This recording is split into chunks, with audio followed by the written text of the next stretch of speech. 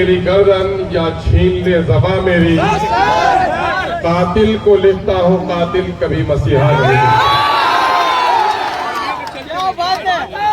शेरशाह सूरी के वारिसों, नासरीगंज के आज के इस इंतखाबी जलसे में मौजूद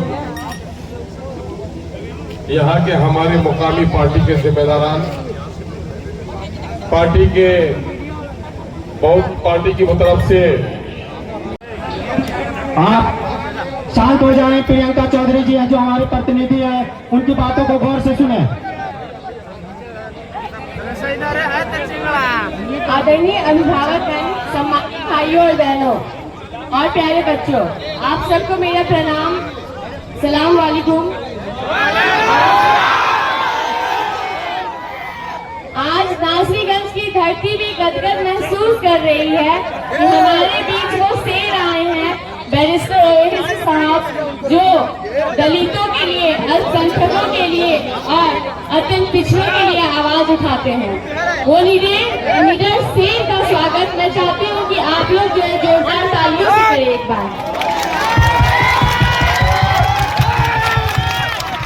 धन्यवाद। आप सब जान रहे हैं कि अब जो है चुनावी माहौल तो आ चुका है। पतंग छाप और सबकी उमंग बन गई है कि पतंग को ऐसी दौड़ देनी है कि वो काराकाट से दिल्ली पहुंचे और बाकायदा जो भी विकास यहाँ रुका हुआ है वो अब जारी हो। काराकाट के लोगों ने अब तक 15 साल से बहुत कुछ खोया बाहरी को जिता के।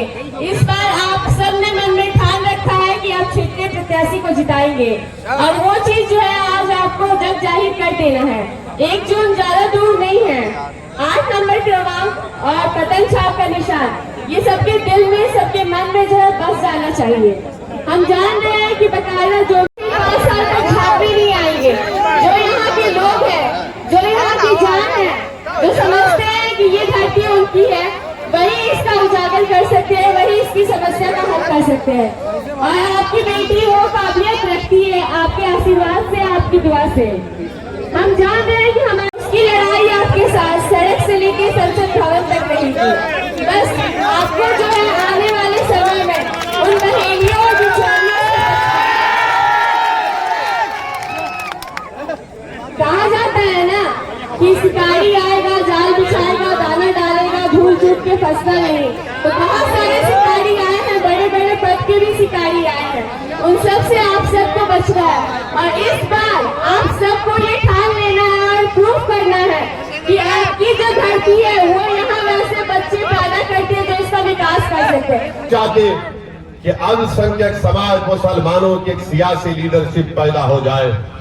मैं आपसे ये अपील करने आया हूं मेरे भाइयों बहनों, गयूर नौजवानों, याद रखो, तुम सिर्फ वोट डालने वाले बनोगे तो फिर हमको गुलामी करना पड़ेगा।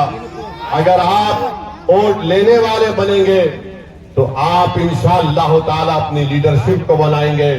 लोग आपके पास आकर अपनी तकलीफ को बयान करेंगे। आपके पास लोग आकर आपसे कहेंगे कि हमसे इंसाफ करो। आपने बरसों साथ किया, कभी कांग्रेस का, तो कभी राजद का, तो फिर कभी नीतीश कुमार का।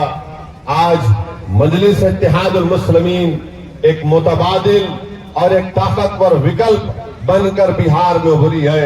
मेरी आपसे दबन गुजारिश है कि आप अपना एक वोट 1 तारीख के दिन पतंग छाप के निशान पर बटन दबाइए।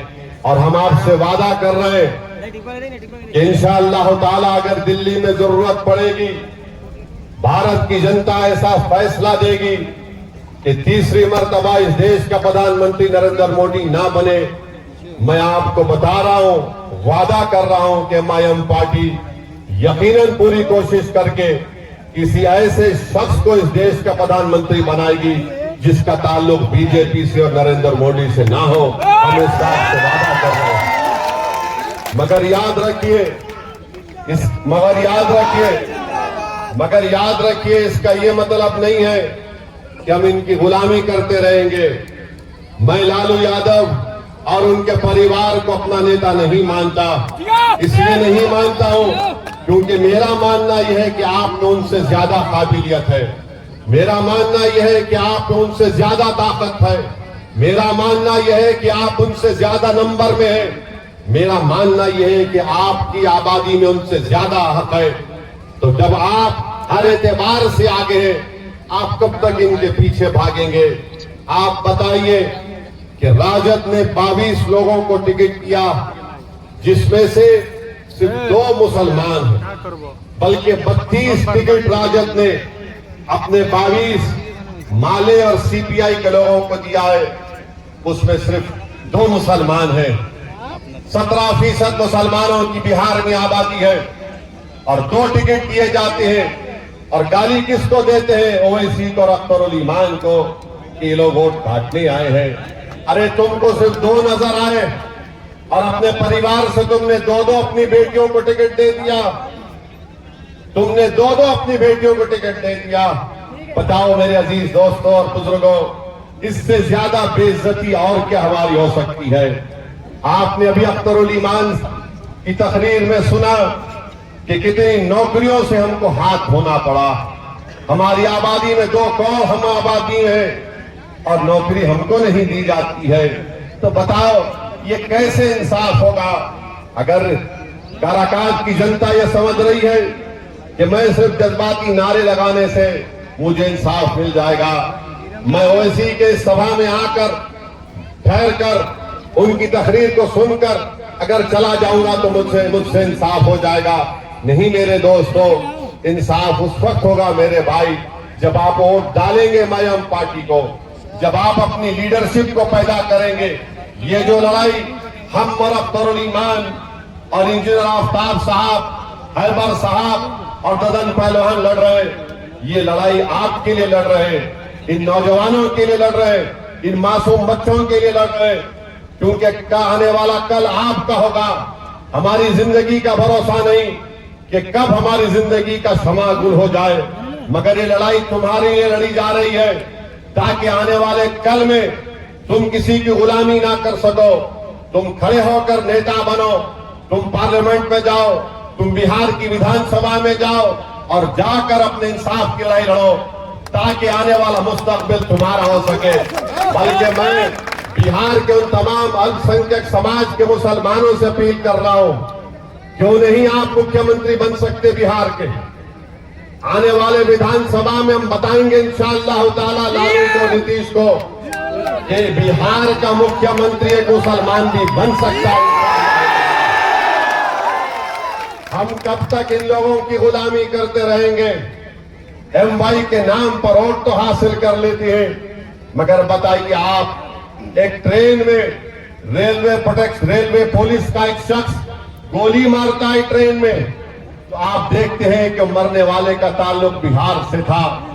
दरभंगा के बाजू मधुबनी की गांव का रहने वाला जिले का कोई राजद का नेता जाकर उस मरने वाले के घर पर जाकर उसको पुरसा नहीं देता। हम गए, हैदराबाद से गए, रहने वाला बिहार का था, मैं राजस्थान में रहता था, हम वहां पर गए। बताइए आप कब तक ये नाइंसाफी का दौर चलता रहेगा? मेरे अजीज दोस्तों और बुजुर्गों, ये बड़ी बड़ी बातें करते हैं, हम ये कर देंगे, हम नौकरी दे देंगे। अरे भाई तुम नौकरी अगर दे रहे हो तो बताओ इतनी बड़ी आबादी अल्पसंख्यक समाज मुसलमानों की है, हमसे इंसाफ क्यों नहीं हुआ? कितने साल हुकूमत थी अख्तर भाई राजद की? 17 साल 15 साल राजद की हुकूमत थी। 15 साल मुख्यमंत्री लालू राबड़ी, फिर उनके बेटे डिप्टी चीफ मिनिस्टर। बताइए आप कब तक ऐसा नाइंसाफी का दौर चलता रहेगा? हम आपसे अपील कर रहे हैं कि वोट एक अमानत है, उस अमानत का सही इस्तेमाल करिए। 1 तारीख को आपको डरने और घबराने की जरूरत नहीं है।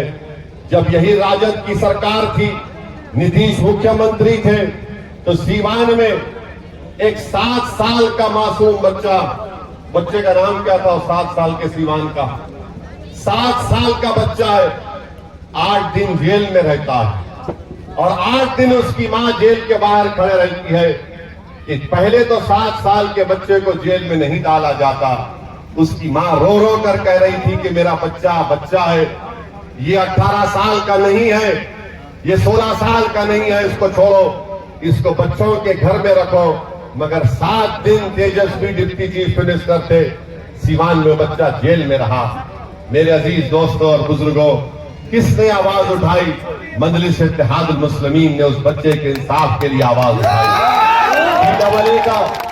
CAA का कानून जब पार्लियामेंट में मोदी की ये जालिम सरकार उठा रही थी, बना रही थी कानून, 300 बीजेपी के एमपी के सामने मजलिस के 2 एमपीओं ने 300 बीजेपी के एमपी के सामने कहा ये CAA का कानून संविधान के खिलाफ है, हम इसको नहीं मानते, ये काला कानून है। हमने उस बिल की कॉपी को मोदी और अमित शाह की आंखों के सामने फाड़ कर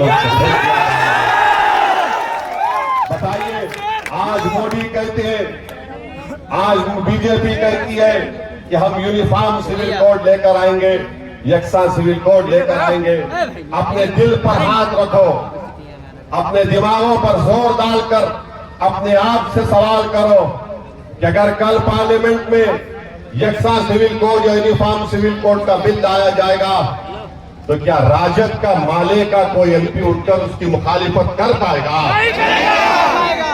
कोई नहीं कर पाएगा। वो बोलेंगे नहीं नहीं ये छोड़ो, तुम्हारा कोई काम नहीं, हम देख लेंगे। मेरे भाई, आप ताकतवर हैं मगर आपको अपनी ताकत का अंदाजा नहीं है। इसीलिए मेरी आपसे अपील है कि आप मुत्तहिदा तौर पर अपने के कोड का इस्तेमाल करिए। और रहा सवाल हमारे प्रधानमंत्री का, मेरे भाई, आप और हम सब लोग अपनी अम्मा के पेट से पैदा हुए ना, आप और हम सब, अम्मा ने हमको, अल्लाह ने हमको खून के खतरे से एक लुथड़ा बनाया।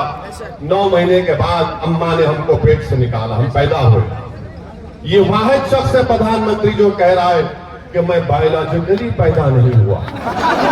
हमारा हंसने की बात नहीं है, उन्होंने कहा ये बात को, उन्होंने कहा इस बात को कि मैं बायोलॉजिकली पैदा नहीं हुआ।